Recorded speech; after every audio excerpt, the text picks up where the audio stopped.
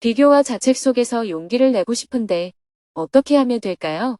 2025년 10월 2일 북미 동부 순회 강연 시카고. 안녕하세요. 오늘은 미국 중서부에서 가장 크고 유명한 도시 시카고에서 증문즉설 강연이 열리는 날입니다. 스님은 새벽 5시 미주 정토회관에서 수행과 명상으로 하루를 시작했습니다. 아침 식사 후 오전 8시 50분 볼티모어 워싱턴 국제공항으로 향했습니다. 마침 미국 연방정부 셧다운으로 공항이 혼잡할까 걱정했지만 다행히 안산하여 수속을 빠르게 마칠 수 있었습니다. 오전 9시 47분 워싱턴 공항을 출발한 비행기는 2시간 뒤 현지 시각 오전 10시 50분 시카고 오헤어 국제공항에 도착했습니다. 공항에는 오늘 강연을 총괄하는 이동우 님과 운전 봉사를 맡은 임광석 님이 나와 스님을 반갑게 맞이했습니다. 시카고는 보통 캐나다 토론토와 기후가 비슷하다고 알려져 있지만 오늘은 워싱턴 DC보다 더운 여름 날씨였습니다. 현지인들도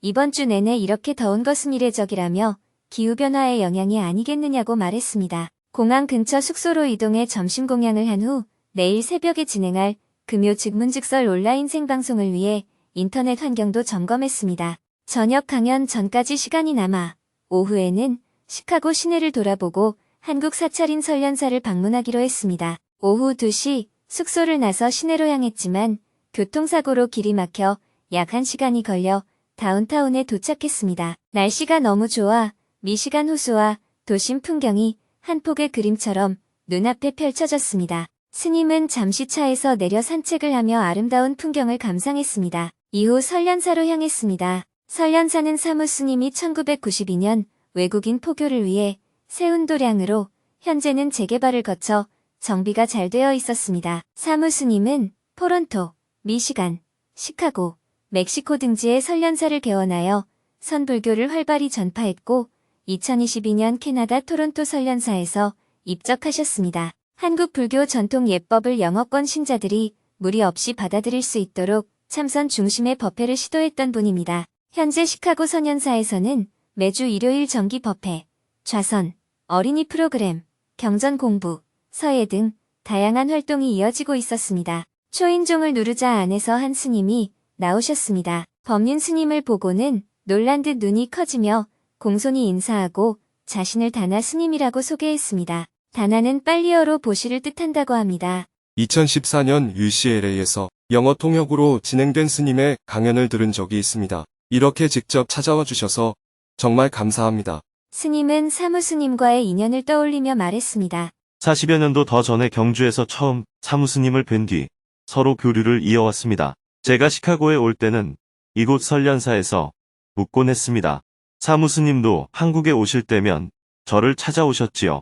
다나 스님은 고개를 끄덕이며 경청했습니다. 설련사에 모셔진 불상은 법륜 스님이 한국 대각사에서 모셔온 것이었습니다. 다나 스님도 사무 스님에게 그 이야기를 들어서 알고 있었다며 반가워했습니다.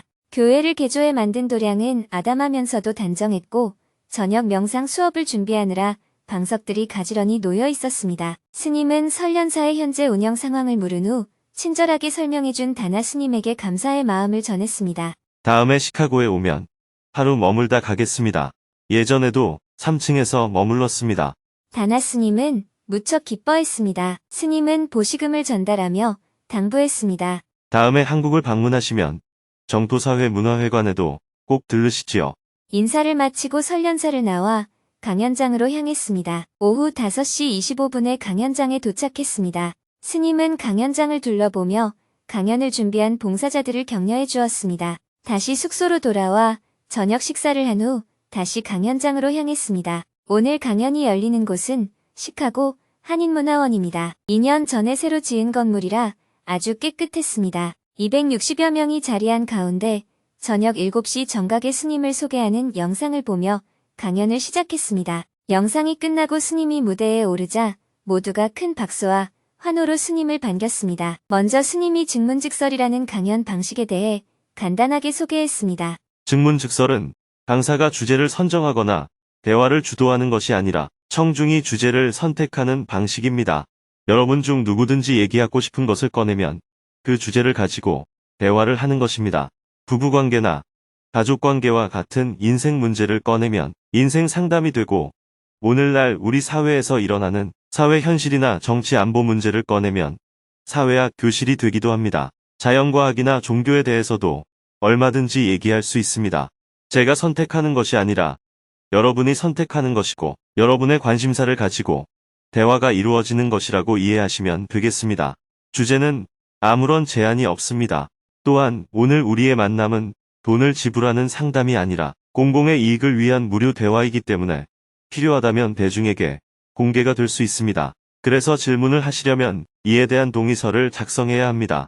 다만 개인의 프라이버시가 침해되지 않도록 내용에 따라서 얼굴을 가리거나 음성을 변조할 수도 있습니다. 주로 공익을 위해 도움이 되겠다 하는 부분만 제한적으로 공개하고 있습니다. 자, 그럼 대화를 시작해 보겠습니다.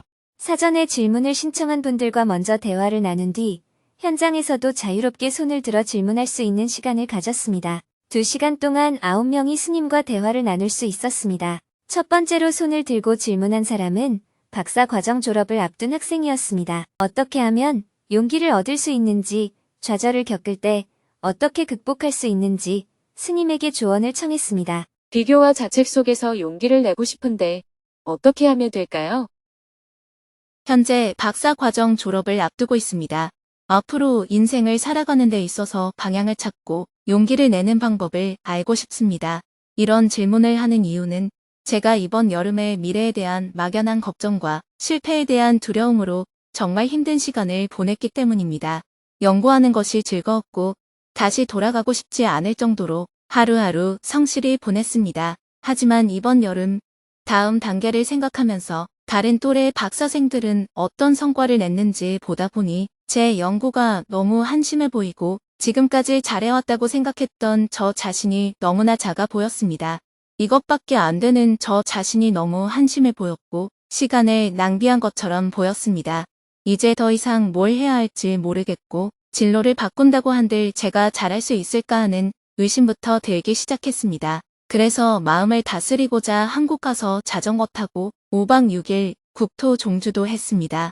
조금 나아지는 듯 했지만 그래도 안 되겠다 싶어서 항불안제를 먹기 시작했습니다. 저는 인생을 어떻게 살아가야 할까요? 첫째, 어떻게 하면 용기를 가질 수 있을까요? 둘째, 이런 자책감과 비교의식들이 들 때 어떻게 하면 마음을 다스릴 수 있을까요? 셋째, 인생을 큰 그림으로 볼 수 있으신 스님의 현명한 조언을 듣고 싶습니다.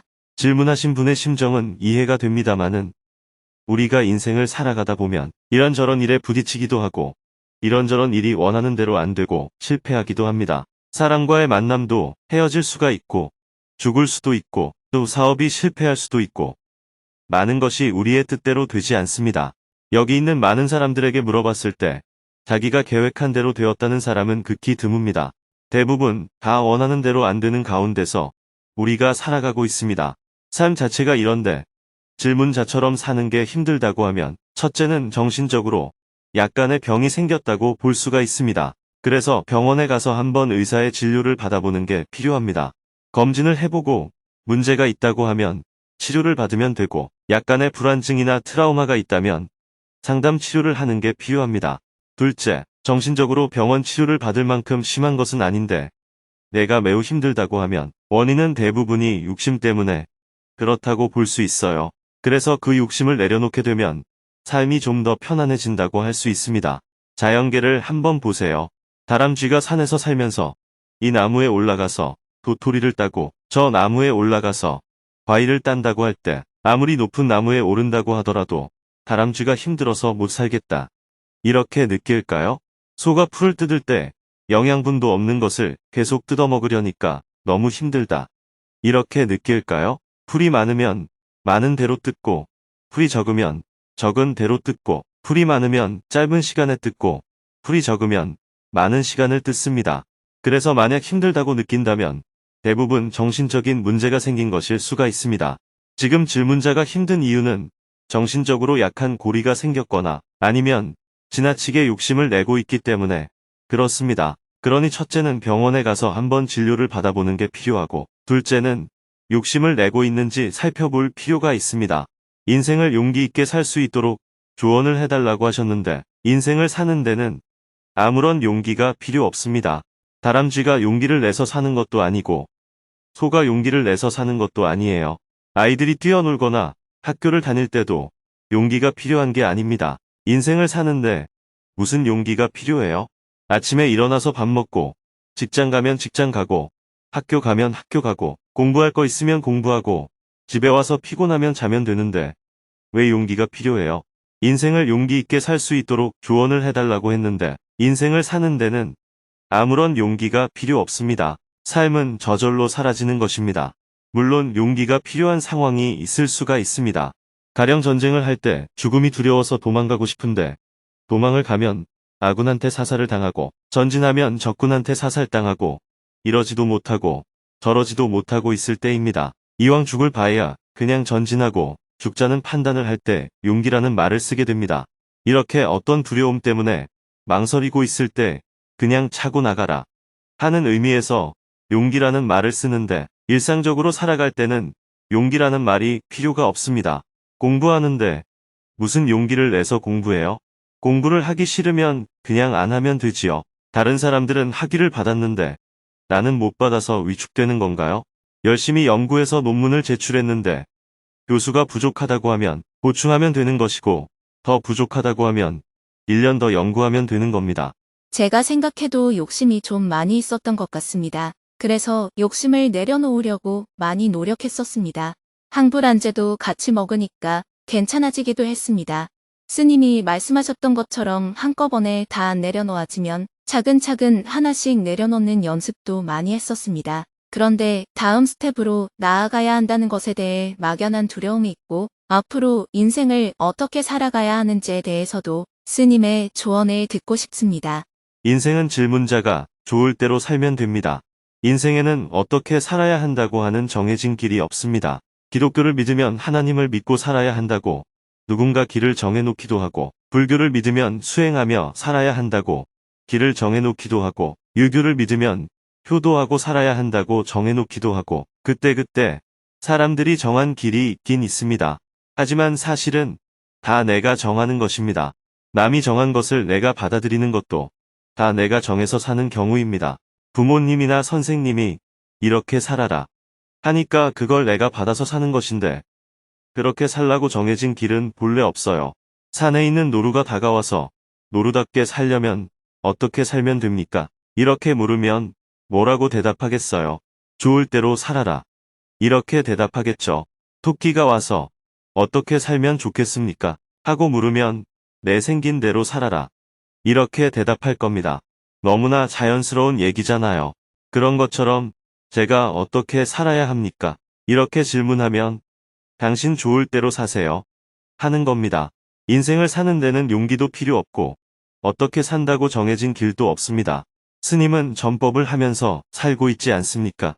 라고 물을 수가 있는데, 저도 이렇게 살아야 해서 이렇게 사는 게 아니고 이렇게 사는 게 좋아서 이렇게 살 때도 있고, 저의 스승님이 간곡하게 요청해서 그걸 받아서 살 때도 있는 것입니다. 이렇게 살아야 한다는 정해진 길은 없습니다. 그때그때 이렇게 살 때도 있고 저렇게 살 때도 있는 것뿐입니다. 어떻게 사는 게 더 훌륭한 삶이라고 하는 것도 없어요. 사람들이 그렇게 평가하는 거지요. 똑같은 모습을 보고도 사람들의 평가는 다 다릅니다. 절에 어떤 사람이 10만 달러를 보시를 했다고 하면 그 절에 다니는 사람들은 그를 아주 훌륭한 사람이라고 평가합니다. 그런데 가족 중에 누가 그걸 들으면 미쳤다라고 하지요. 똑같은 행위인데 평가가 다 다릅니다. 무슬림 사람들은 자기 신앙을 지키기 위해서 성스러운 전쟁을 한다고 하는데, 그렇지 않은 사람들은 다 테러리스트라고 부릅니다. 유부남이 나를 끔찍이 사랑하면 나는 부인이 있는데도 나를 이토록 사랑하는구나 라고 생각합니다. 하지만 다른 사람들은 불륜이라고 하면서 미쳤다고 평가를 합니다. 그러니 과연 어떤 게 옳은 길이겠어요? 그냥 자기 살고 싶은 대로 살면 되는 것입니다. 네, 감사합니다. 여기서 옳은 것이 저기서는 그르기도 하고 저기서 옳은 것이 여기서는 그르기도 하지요. 여러분들의 형제 중에 한 사람이 절에 가면 절에서는 잘했다. 이러는데 교회 다니는 형제들은 엄청나게 비난하잖아요. 그래서 어떤 게 옳다고 정할 수는 없습니다. 자기가 이렇게 살고 싶으면 이런 선택, 저렇게 살고 싶으면 저런 선택을 하고 사는 것입니다. 첫째, 제가 보기에 질문자는 정신적으로 약간 문제가 있을 수 있으니 병원에 가서 진료를 받아보는 게 지금 제일 중요합니다. 둘째, 지금 욕심을 내고 있다 보니 목표가 달성되지 않을 것 같은 매우 큰 두려움에 처한 것 같습니다. 박사 학위를 못 따지 않을까? 박사 학위를 따도 취직이 안 되지 않을까? 자꾸 이런 생각을 하니까 용기도 필요하고 어떻게 살아야 하는지 조언도 필요하게 되는 것입니다. 그런데 욕심을 내려놓으면 지금 질문자는 아무 문제가 없어요. 미국에 유학을 온 경우는 한국에서 소수만 누릴 수 있는 혜택입니다. 그것도 박사 과정까지 공부하고 있잖아요. 그러니 박사 학위를 못 받아도 성공한 인생이에요. 대통령 선거 나가서 떨어졌다고 해서 인생이 실패한 거예요? 아니면 정치인으로서 성공한 경우에 해당해요? 도대체 대한민국 사람 중에 대통령 후보가 되어서 선거에 나갈 수 있는 사람이 몇 명이나 될까요? 정치적으로 성공해야 후보가 될 수 있는 것입니다. 그런데도 떨어졌다 해서 실패했다고 생각하는 건 잘못된 생각이에요. 질문자의 고민은 다 욕심 때문에 비롯된 것입니다. 욕심을 가지기 시작하면 끝이 없습니다. 1등 아니면 다 실패가 되는 거예요. 오늘날 신자유주의란 것도 마찬가지입니다. 인류가 아니면 살아남지 못한다. 이런 식으로 여러분을 계속 세뇌하잖아요. 1등이 아닌 것은 다 필요 없다고 하는데 이 많은 사람이 어떻게 다 1등을 해요? 이런 잘못된 가치관의 세뇌로 인해 많은 사람들이 고통을 받게 되는 것입니다. 질문자는 저보다 키도 크고 인물도 괜찮고 나이도 한참 어리고 거기다가 또 박사 과정에 있으니 다 좋은 조건이에요. 박사 학위 따는 것 하나 빼고는 다 갖추고 있습니다. 박사 학위 못 딴다고 실패한 것도 아니고 박사 학위를 딴 후에 취직을 못한다고 실패한 것도 아닙니다. 감사합니다. 잘 알았습니다. 계속해서 질문들이 이어졌습니다. 저는 일본 남자와 결혼하였고 일본에서 살다가 죽을 것 같아서 미국에 왔습니다. 서로 참고 사는 것은 이제 싫고 한국에 가서 살고 싶은데 어떻게 해야 할까요? 서울에서 살다가 유학을 온 이후 미국에서 살았습니다. 지금은 미국도 내 집 같지 않고 한국도 내 집 같지 않고 어디서 마음을 두고 살아야 할지 모르겠습니다. 저는 생활을 하면서 좋을 때는 너무 좋고 안 좋을 때는 아주 나쁩니다. 어떻게 하면 마음을 다스리면서 살 수 있을까요? 가난한 나라에서 상하수도와 학교 건축을 할 때 값싼 오염물질을 사용하는 것도 환경 문제라고 할 수 있습니다. 저소득층의 처우 개선을 환경적 관점에서 어떻게 바라봐야 할까요? 몇 년 전 아버지께서 암투병으로 돌아가신 후 어머님께서 많이 힘들어서 한국으로 돌아갈 생각을 하시는데요. 어머님을 어떻게 위로해드려야 할까요? 스님 말씀 중에 용기가 필요 없다는 말씀을 반은 이해하고 반은 이해하지 못하겠습니다. 자식이 부도를 당하여 힘들어하면 용기를 북돋아 주어야 하지 않나요? 대화를 마칠 무렵에는 달리기 연습을 하고 있다는 여성분이 손을 들고 질문을 했습니다. 마라톤을 준비하며 긴 시간을 달리는 동안 붙잡을 수 있는 인생의 큰 질문을 스님에게 요청했습니다. 42km를 달리며 붙잡을 인생의 단 하나의 질문은 무엇일까요? 저는 요즘 달리기를 진지하게 하고 있습니다. 처음에는 달리면서 생각을 비우곤 했는데 이제는 달리기 자체에 너무 몰두하다 보니 긴 시간을 견디기 위해 스스로 무거운 질문을 던집니다. 지난주에는 21km 하프 마라톤에 참여했고 다음 주에 42km 풀마라톤에 참가합니다. 4시간 이상 달려야 할 때 그 시간을 견뎌낼 수 있는 진지하게 고민해 볼 만한 인생의 큰 질문 하나만 주시면 감사하겠습니다. 그런 거는 굳이 견뎌내야 할 이유가 없습니다. 달리고 싶으면 달리고, 달리기 싫으면 그만두면 돼요. 저는 달리고 싶습니다. 그러면 계속 달리면 돼요. 달리고 싶으면 그냥 달리면 되지 각오를 한다, 결심을 한다 하는 것은 별 의미가 없는 거예요. 달리고 싶고 끝까지 간다고 정했으면 그냥 달리는 거예요. 다리가 아파도 달리고, 숨이 차도 달리고, 다만 달리는 겁니다. 그러면 스님이 요즘 가장 크게 고민하는 것이 있으신가요? 고민이 많죠. 하나만 말씀해 주세요. 제일 큰 고민은 지금 한반도에 전쟁이 일어날 위험을 어떻게 낮출까 하는 것입니다. 가장 좋은 방법은 트럼프 대통령과 김정은 위원장이 일단 대화를 하는 겁니다. 우선 북미 간의 대화가 시작되고 그 다음에 북한과 일본 간의 대화가 이루어져야 합니다. 그래서 북한과 미국, 북한과 일본이 관계 정상화, 즉 수교로 나아가야죠. 한국과 북한이 두 개의 국가든 한 개의 국가든 평화롭게 관계를 맺으면 전쟁의 위험을 낮출 수 있습니다. 만약 남북이 적대적 관계에 있으면 현재 동아시아에서 분쟁이 일어날 위험이 제일 큰 곳이 대만 해협이에요. 대만 해협에서 분쟁이 일어나면 이 전선의 유불리에 따라서 한반도에도 전쟁이 일어날 확률이 매우 큽니다. 저는 지금 시리아 전후 복구를 지원하고 있고 미얀마 난민들도 돕고 있습니다. 많은 미얀마 사람들이 방글라데시와 태국으로 넘어와 난민이 되었고 미얀마 내부에서도 곳곳으로 흩어져 지진과 내전 피해를 겪는 모습을 보면 정말 안타깝습니다. 위정자들이 국민의 고통을 조금이라도 안다면 전쟁을 하지 않았을 거예요. 하지만 그들에게는 국민의 고통이 안중에도 없잖아요. 만약 한반도에 전쟁이 일어난다면 우리 국민이 입을 피해는 엄청날 겁니다. 이걸 막는 게 지금 제일 큰 과제입니다. 현재로서는 첫 실마리가 북미 간의 대화입니다. 트럼프 대통령은 여러 논란이 있지만 한반도 평화 문제에서는 돌파구를 마련할 가능성이 있습니다. 오바마나 클린턴 전 대통령은 이 문제를 풀지 못했습니다. 강경한 지도자는 오히려 같은 성향의 상대와 더 쉽게 통할 수 있습니다. 그런 면에서 저는 한반도 평화 문제를 어떻게 풀 수 있을지 늘 고민하고 있습니다. 지난 3일 동안에도 미 국무부, 의회, 싱크탱크를 찾아가 계속 의견을 나누고 있습니다. 이 외에도 고민은 많아요. 가자지구 문제는 어떻게 해결할까? 우크라이나와 러시아 전쟁의 휴전은 어떻게 하면 가능할까? 유럽에서 반이민 정책을 내세운 극우 정당이 1위를 차지하고 있는 이 상황을 어떻게 풀어갈까? 이런 많은 고민들을 하고 있습니다. 세계가 앞으로 굉장한 갈등과 혼란에 빠질 거예요. 제가 노력한다고 해서 다 막아지는 건 아니지만 인류가 어떻게 하면 희생을 덜 치를 수 있을지 늘 고민하고 있습니다. 제 고민을 들어보니 질문자가 하는 고민은 고민도 아니죠. 그냥 열심히 달리겠습니다. 질문자가 42km 풀코스를 완주하려면 1km에 $10를 걸어보세요. 1km를 뛸 때마다 미얀마 난민 1명이 살아난다. 1km를 뛸 때마다 가자지구에 아이가 1명 덜 죽는다.